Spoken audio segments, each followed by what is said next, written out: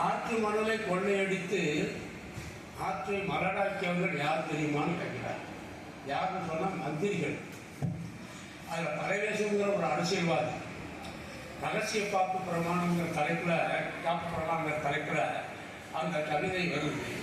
ஒரு அரசியல்வாதி எப்படியெல்லாம் சூழ்ச்சியாக வாழ முடியும் இந்த ஜனநாயக நாட்டுங்கிறதுக்கு அந்த கவிதை ஒரு சிறந்த எடுத்துக்காட்டு. ஆக மலட்டுத்தன்மையை ஆற்றுக்கு கொடுத்து விட்டார்கள்.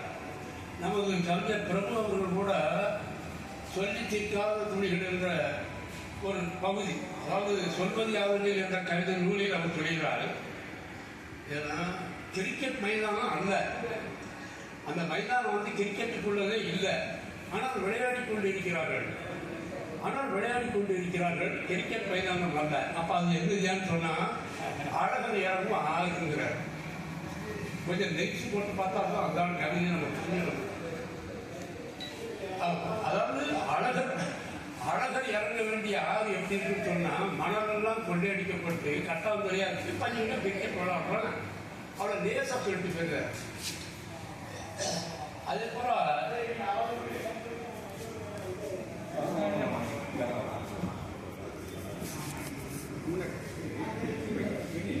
அந்த நிலாவை பற்றி சொல்லும் பொழுது நாம் என்ன ஒரு சவாலை ஏற்றுக்கொள்ள வேண்டியிருக்கிறோம்.